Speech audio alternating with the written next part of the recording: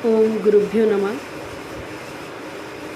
सत्संग की इस कड़ी में मैं कुछ साधकों के प्रश्नों का जवाब देने की कोशिश करूंगी। एक साधक ने पूछा है कि साधक का संसार में कैसा व्यवहार होना चाहिए। तो बेटा, शक्तिपात दीक्षा के बाद आप लोग एक ऑटो मोड में होते हो, जहां माँ कुंडलिनी अपनी लीलाएं आप सब लोगों को दिखाती है और उसके माध्यम से आप लोगों के संचित कर्मों का नाश होता है। पर आप साधन करते हो, साधन में लीलाएं हो रही हैं, क्रियाएं हो रही हैं, ये एक बात है। दूसरा, जब आप साधन के बाद संसार में होते हो तो वहाँ पर आपका व्यवहार कैसा होना चाहिए, ये भी साधन का एक ही हिस्सा है। ऐसा नहीं है कि माँ कुंडलिनी तब के लिए जागृत है जब आप साधन कर रहे हो। वो 24 घंटे आपके अंदर कार्यरत है। तो साधन के अलावा आप जब जगत में व्यवहार करें तो आपका व्यवहार ऐसा होना चाहिए कि आपको किसी बात से कोई फ़र्क ना पड़े। जैसे कहते हैं, कीचड़ में ही कमल खिलता है। तो सीधी सी बात है, जब कीचड़ है तभी कमल है। अगर कीचड़ नहीं होगा तो कमल का भी अस्तित्व नहीं होगा। ऐसे ही साधन आपके लिए संसार आपके लिए व्यवधान का कारण हो सकता है, पर संसार है तभी तो साधक है, तभी साधन। इसी संसार में रहकर आपको इन्हीं बातों के बीच आपको साधन करना है और अपना व्यवहार समाज के साथ सामंजस्य। आपको जहाँ कहीं निंदा हो रही, निंदा नहीं सुननी है, उठ जाना है। आप उसको बदल नहीं पा रहे, उठ नहीं पा रहे, तो आप टॉपिक बदल देंगे। दूसरा, आपको जो भी है यहाँ देखने के लिए ऐसा समझिए, ये संसार जो है एक मंच है और वहाँ पर आप नाटक करने के लिए, अपना पात्र निभाने के लिए भेजे गए हैं।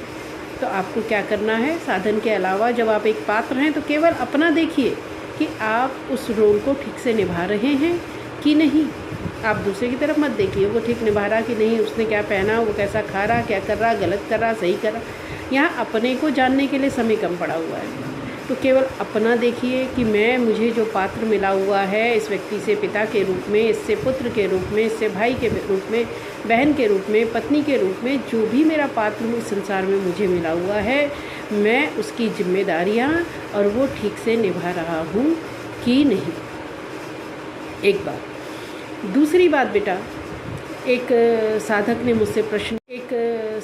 मुझसे प्रश्न किया कि क्या भगवान को पाने के कारण भगवान को पाना इतना कठिन है कि उसमें दुख ही दुख है। नहीं बेटा, भगवान को पाने में दुख नहीं है, भगवान को पाने में तो सुख ही सुख है। पर आपने एक हाथ से जगत को पकड़ा हुआ है, दूसरे हाथ से भगवान को पकड़ा हुआ है, इसलिए दुख है। किसी रिश्ते से अपेक्षा है, मोह है, इसलिए दुख है। अगर दोनों हाथों से आपने भगवान को, सिर्फ भगवान के अलावा आपको कुछ चाहिए नहीं, तो कोई दुख ही नहीं है बेटा। क्योंकि फिर जो भगवान करेगा वो आप ऐसे ही ले लेंगे कि ये संसार में जो हो रहा है भगवान की इच्छा से हो रहा है, तो दुख भी उनकी इच्छा से और सुख भी उनकी इच्छा से, दिन भी उनकी इच्छा से और रात भी उनकी इच्छा से। तब कोई दुख नहीं। दुख तब होता है जब आपने संसार भी चाहते हो और भगवान भी चाहते हो। और सीधी सी बात है, भगवान पाने के लिए केवल सरल होना ज़रूरी होता है बेटा, और सरल होना ही सबसे मुश्किल है। इसलिए भगवान पाने में आपको दुख लगता है। पर हम लोग ग्रस्त लोग हैं, हम लोग इस संसार में ही रहना है और इस संसार में रहते हुए ही हमको ईश्वर की प्राप्ति करनी है। तो उसके लिए सहज और सुलभ है कि आप साधन करिए, संसार से ज़्यादा मतलब ना रखते हुए केवल अपने कर्तव्य का पालन करिए। आपके जीवन में जो भी कर्म आप कर रहे हैं वो ईश्वर को समर्पित करिए कि प्रभु ये तेरा परिवार है, मैं संभाल रहा हूँ। प्रभु ये तेरा कारोबार है, मैं संभाल रहा हूँ। प्रभु ये तेरा व्यवहार है, मैं संभाल रहा हूँ। कर्म करते रहिए, फल की चिंता मत करिए। कृष्ण भगवान ने गीता में कहा है, आप कर्म करो और उसका फल मुझे सौंप दो। उन्होंने कभी कर्म सौंपने को नहीं कहा कि कर्महीन होकर बैठ जाओ। उन्होंने कर्म करिए और उसका फल ईश्वर को सौंप दो। पास होना ठीक, फेल होना ठीक, ये ईश्वर की इच्छा है। इसके संदर्भ में मैं आपको बताती हूँ कि संसार में कैसा व्यवहार हो। तो ये आप एक हाथी की कथा सुनिए।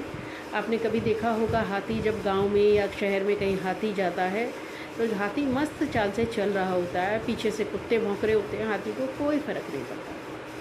आगे कई कई जगह कोई लोग हाथी को कुछ खिला रहे होते हैं, कई लोग तो फूल और माला तक उन पे अर्पण कर देते हैं भगवान समझ के, गणेश समझ के।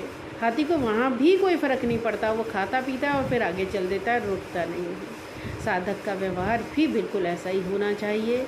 कोई निंदा करे तो कोई फ़र्क नहीं, कोई मान करे तो कोई फ़र्क नहीं, और अपने रास्ते पर चलते रहना चाहिए। अपना साधन करिए, अपना व्यवहार करिए, और जगत में व्यवहार एक नाटक के पात्र की तरह करिए। बाकी प्रश्नों का जवाब अगले सत्संग में। धन्यवाद।